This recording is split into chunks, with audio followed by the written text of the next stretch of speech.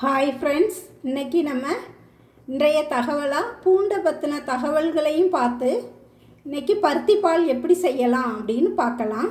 பருத்திப்பால் செய்வதற்கு தேவையான பொருட்கள்: ஏலக்காய் பொடி, 2 கருப்பட்டி, சின்ன ஸ்பூனுக்கு 3 ஸ்பூன் அரிசி மாவு, 1 முறி தேங்காய், தேங்காய் பால் எடுக்கிறதுக்கு ஒரு கிண்ணத்தில் பருத்தி கொட்டை நனைய போட்டு ஒரு கிண்ணம் நிறைய எடுத்து வச்சுருக்கேன். இது பருத்தி பால் எடுக்கணும். பசும்பால் எடுத்து வச்சுருக்கேன். தேவையான அளவு 2 டம்ளர் பசும்பால் சேர்க்கணும். இப்போ எப்படி செய்யலான்னு பார்ப்போம்.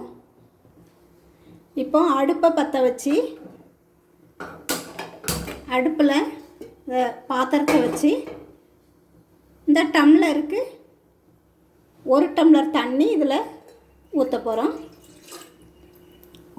அடுத்து அரிசி மாவு எடுத்து வச்சுருக்கோம்ல, அந்த அரிசி மாவை இந்த 1 டம்ளர் இன்னும் 1 டம்ளர் தண்ணி எடுக்கணும். அதில் நல்லா கரைச்சி, கட்டி விழாமல் கரைச்சி இதில் சேர்த்துடணும். இந்த பாத்திரத்தில் தண்ணி கொதிச்சிட்டு இப்போ கரைச்சி வச்சுருக்க இந்த அரிசி மாவை இதில் சேர்த்துருவோம்.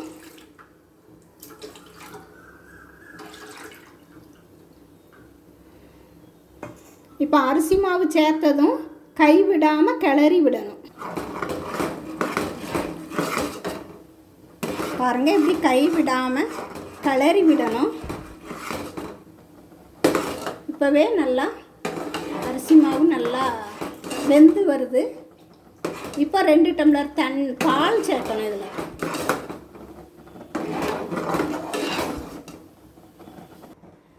ரெண்டு டம்ளர் பால் நம்ம இதில் சேர்க்க போகிறோம்.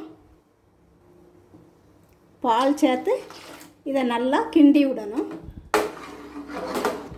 இந்த அரிசி மாவு பாலோட நல்லா சேர்றதாப்புல நல்லா கிண்டி விடணும்.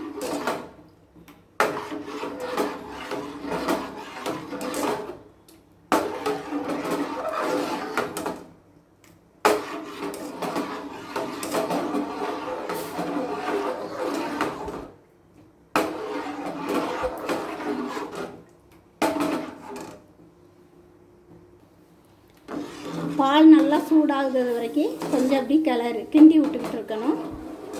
இன்றைய தகவல் நம்ம பூண்டை பற்றி பார்க்க போகிறோம்னு சொன்னோம். நம்ம சாப்பாட்டில் டெய்லி பூண்டு சேர்த்துக்கிட்டே வந்தோம்னா நம்ம நரம்புகள் நல்லா வலுவடையும். அதே போல் மறதி நம்மளுக்கு வராமல் இருக்கும். மறதி வராத அளவுக்கு நம்மளை ஞாபக சக்தியை அதிகப்படுத்தும். பால் ஓரளவு வற்றிட்டு இந்த அரிசி மாவோடு சேர்ந்து கொஞ்சம் கட்டியாயிட்டு இப்போ பருத்தி கொட்டையை நனைய வச்சதை இப்போ அரைச்சி பால் எடுத்து வச்சுருக்கு. 2 டம்ளர் பால் எடுத்து வச்சுருக்கேன். அதை இப்போ பருத்தி கொட்டை பாலை 2 டம்ளர் இதோடு சேர்த்து திரும்பியும் நம்ம நல்லா கிளறி விடணும்.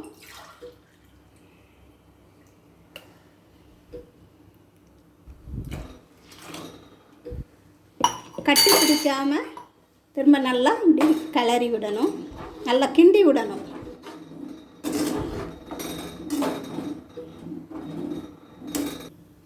இப்போ பாருங்கள், பருத்திப்பால், பசும்பால், பச்சரிசி இந்த 3 நல்லா சேர்ந்து கொதிச்சிட்ருக்கு. இது கொஞ்சம் வத்துனதும் நம்ம தேங்காய் பாலை சேர்க்கணும்.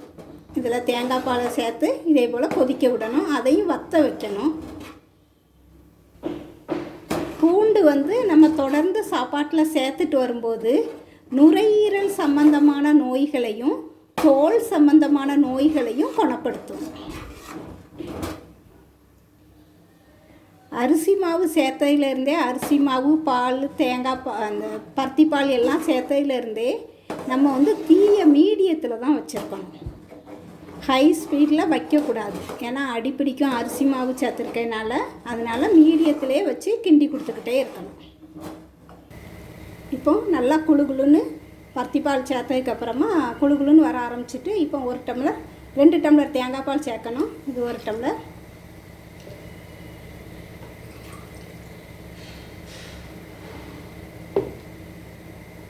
2 டம்ளர் தேங்காய் பால் சேர்த்துருக்கு.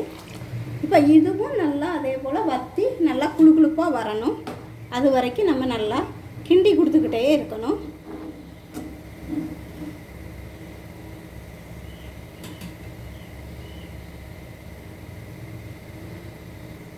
பாருங்கள், நல்லா கொதிச்சிட்ருக்கு. இன்னும் கொஞ்சம் வற்றணும். வற்றினதும் நம்ம கருப்பட்டியை சேர்த்துடணும். அதே போல் பூண்டு நம்ம சாப்பாட்டில் டெய்லி சேர்த்துக்கிட்டு வரும்போது நம்ம இரத்த குழாய்களில் இருக்கக்கூடிய அடைப்புகள் எதுவும் இருந்தாலும் அதையும் நல்லபடியாக சரி பண்ணிடும், நல்லா குணப்படுத்திடும். இன்னும் கொஞ்சம் நல்லா வற்றட்டும். வற்றினதும் கருப்பட்டியும் ஏலக்காவும் சேர்த்தோம். இப்போ பாருங்கள், நல்லா குளுகுளுப்பு தன்மை வந்துட்டு இப்போ கருப்பட்டியை சேர்த்துருவோம். கருப்பட்டி நல்லா நுணுக்கி வச்சுருக்கேன். நான் 2 கருப்பட்டி வச்சுருந்ததில் 1 எடுத்திருக்கேன். அதுக்கப்புறம் இனிப்பு பார்த்துக்கிட்டு நம்ம எவ்வளவு வேணுமோ சேர்த்துக்கிடுவோம்.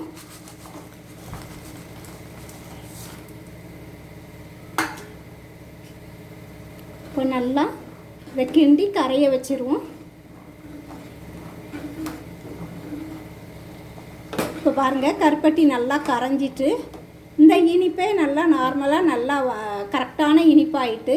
அதே போல் பாருங்கள், இப்படி இருக்கும்போதே நம்ம இறக்கிடணும். அப்போ தான் கொஞ்சம் ஆறும்போது கொஞ்சம் இறுக்கம் கொடுக்கும், சரியாக வரும். இப்போ நம்ம பருத்திப்பால் ரெடி ஆகிட்டு இப்போ இறக்கி வச்சுருவோம்.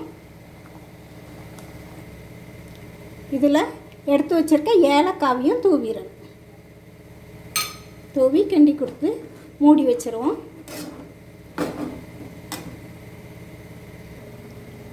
இதே பக்குவத்தில் உங்கள் வீடுகளில் பருத்திப்பால் செய்து பாருங்கள், நல்லா டேஸ்ட்டாக இருக்கும். பருத்திப்பால் சாப்பிட்றது பருத்திப்பால் நெஞ்சு வலிக்கு ரொம்ப நல்லது.